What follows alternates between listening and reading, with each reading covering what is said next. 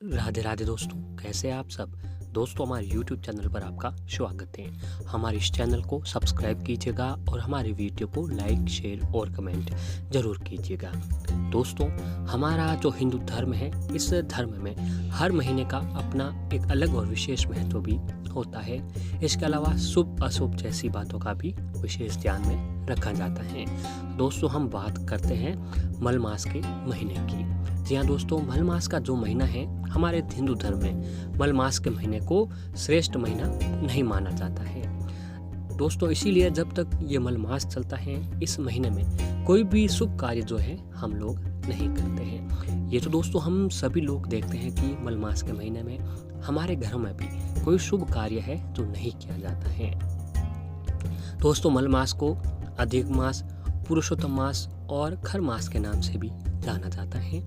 अधिक मास में किसी भी शुभ काम की तो शुरुआत नहीं होती है, लेकिन ये जो महीना है दोस्तों, ये भगवान से जुड़े उपाय, यातनाएं, साधनाएं और उनके समक्ष जो भी हम काम करते हैं, और ये धर्म कर्म के लिए ये जो महीना है, ये जो समय है, ये सबसे अति उत्तम माना गया है। पुराणों में भी ऐसा बताया गया है कि मल मास में जो व्यक्ति धार्मिक नियमों का पालन करते हैं, उन्हें मोक्ष की प्राप्ति होती है। मल मास के दिनों में हमें धार्मिक स्थलों की यात्रा करनी चाहिए और भागवत कथा का पाठ कराना भी शुभ माना जाता है। तो दोस्तों, अभी आश्विन मास में जो खर मास लगा है, मल मास, वो 160 साल के बाद लगा है। दोस्तों, इसके जो अधिपति हैं इसके महीने के, वो भगवान विष्णु जी हैं, और पुरुषोत्तम जो नाम है वो भगवान विष्णु जी ने इस महीने का खुद का अपना नाम पुरुषोत्तम नाम रखा था। और इस महीने के, और भगवान विष्णु ने खुद कहा, जो भी इस महीने में जो भी जातक, जो भी भक्त, जो भी काम करेगा, जो भी उपाय, साधना या फिर भक्ति करेगा, वो साक्षात वो सीधे मेरे से संबंध होगा। तो दोस्तों, ये जो महीना है, ये धर्म कर्म के लिए सबसे पवित्र और शुभ महीना माना गया है। और दोस्तों, इसी महीने में 27 सितंबर को आ रहा है दोस्तों रविवार, और इसी दिन रविवार के दिन पड़ रही है पद्मिनी एकादशी। दोस्तों, ये एकादशी बहुत ही शुभ होती है। और दोस्तों, एक तो ऊपर से ये जो खर मास चलता है, इसके अधिपति भी भगवान विष्णु जी है, और जो ये एकादशी के दिन जो होते हैं, वह भी दिन भगवान विष्णु जी का ही दिन माना जाता है। ऐसे में दोस्तों, एकादशी के दिन भगवान विष्णु जी की हमें जरूर पूजा आराधना और उनसे जुड़े जरूर कुछ न कुछ उपाय करने चाहिए। दोस्तों, हिंदू धर्म में एकादशी का जो व्रत होता है वो बहुत ही महत्वपूर्ण होता है, और वह बहुत ही महत्वपूर्ण स्थान भी रखता है। प्रत्येक वर्ष में, हमारे हिंदू धर्म में प्रत्येक वर्ष में कुल 24 एकादशियाँ होती हैं। ऐसे में दोस्तों, जब अधिक मास या मल मास हो जाता है, तो इनकी संख्या जो बढ़कर 26 हो जाती है। और ये एकादशी दोस्तों एकादशी जयंती भी कहलाती है। इसका यज्ञ करने से और इसका जो उपाय, जो व्रत करने से हमें वाजपेयी यज्ञ का फल मिलता है, और पापों का नाश करने के लिए इससे बढ़कर कोई भी उपाय नहीं होता है। ऐसे में दोस्तों, हमसे जाने अनजाने में कई बार जो होते हैं पाप हो जाते हैं। तो ऐसे में जाने अनजाने से पाप जो भी होते हैं, उनको सबसे नाश करने के लिए, उनसे छुटकारा पाने के लिए आपको ये दिन जो होता है एकादशी का दिन, इससे बढ़कर कोई भी दिन नहीं होता है।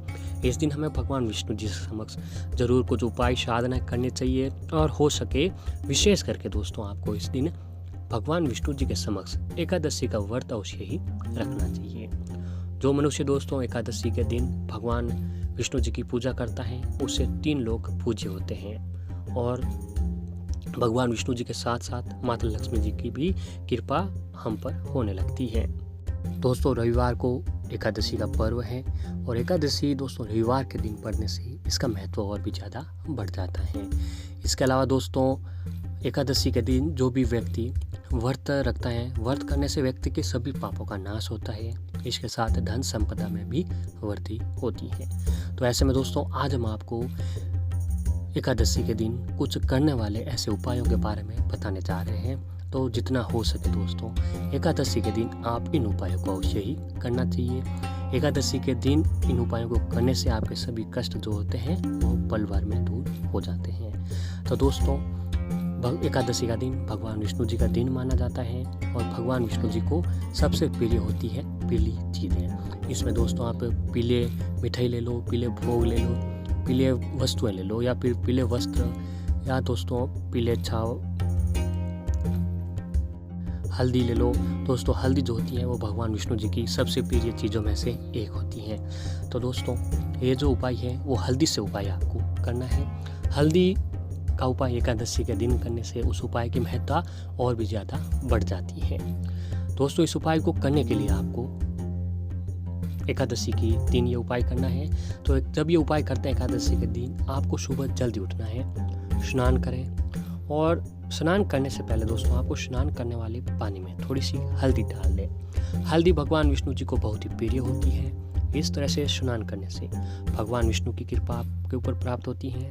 और स्नान के बाद पीले रंग के स्वच्छ वस्त्र धारण करें। अब आप अपने घर के मंदिर के सामने आसन बिछाकर बैठ जाएं, जहां पर दोस्तों आपके मंदिर में भगवान विष्णु, माता लक्ष्मी जी की एक साथ में तस्वीर हो, वो आपके सामने रख देनी है।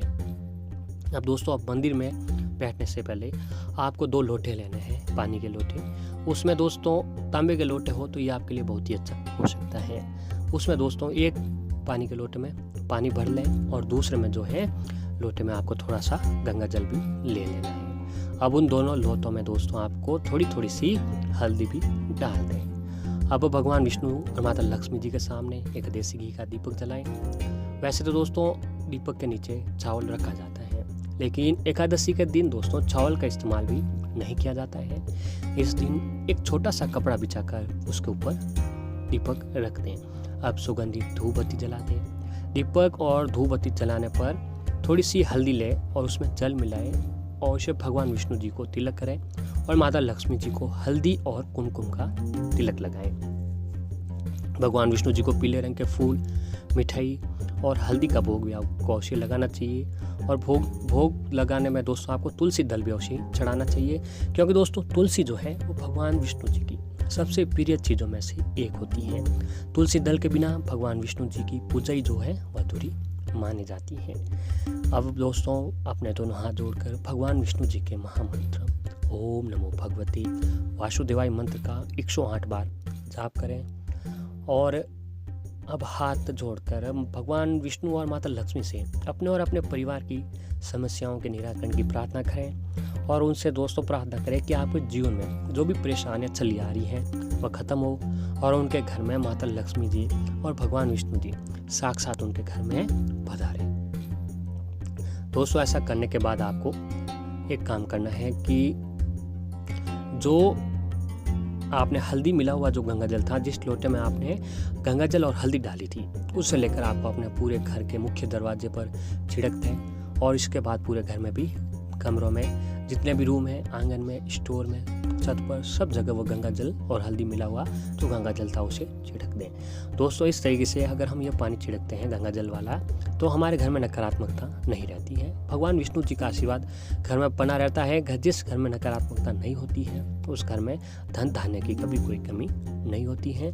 और ऐसा करने से माँ लक्ष्मी जी आपके घर में स्थायी रूप से निवास भी करती हैं। और दोस्तों इसके बाद आप अपने घर के सभी सदस्यों को हल्दी से तिलक करें और जो दूसरा लोटा बचा था, जो पानी था उसमें पानी और हल्दी, उस लोटे को ले जाकर दोस्तों आपको एक करना है कि उसमें थोड़ी सी आपको चीनी डाल दें और रोली डाल दीजिए और उस पानी को ले जाकर भगवान सूर्य देव को अर्घ्य दे दें। दोस्तों अगर आप एकादशी के दिन ये उपाय करते हैं तो आपके सभी पापों का नाश होता है और इसके साथ धन संपदा में वृद्धि होती है। माता लक्ष्मी जी का जो स्थायी निवास है वह आपके घर पे होता है। दोस्तों हल्दी से जुड़े अगर हम ये उपाय करते हैं तो हमारे घर पर माता लक्ष्मी जी का तो आशीर्वाद होता ही है, भगवान विष्णु जी की भी कृपा हमारे ऊपर हमेशा जो है बनी रहती है। और अगर दोस्तों आप रोजाना नहाते समय अगर आप नहाने के पानी में चुटकी भर हल्दी डालकर नहाया जाए तो शारीरिक और मानसिक शुद्धता देती है और आपको अपने कैरियर में सफलता में, नौकरी या बिजनेस में सफलता के भी योग बनते हैं। और ये काम करना है दोस्तों आपको कि घर की बाउंड्री, अगर आप घर की जो दीवार है उस बाउंड्री की दीवार पर अगर आप हल्दी की जो रेखा बना दी जाए तो घर में नकारात्मक शक्तियों का जो है प्रवेश नहीं होता है। दोस्तों हमारी जो नकारात्मक शक्तियाँ होती हैं वो घर के आसपास या फिर वो घर के अंदर आने लग जाती है। तो ऐसे में हल्दी की पूरे घर की बाउंड्री पर हल्दी की रेखा करने से घर में नकारात्मकता का प्रवेश नहीं हो पाता है। तो ऐसे में दोस्तों आपको एकादशी के दिन ये काम अवश्य ही कर लेना चाहिए। इस काम को करने से आपके ऊपर भगवान विष्णु माता लक्ष्मी जी की विशेष कृपा जो है बनी रहती है।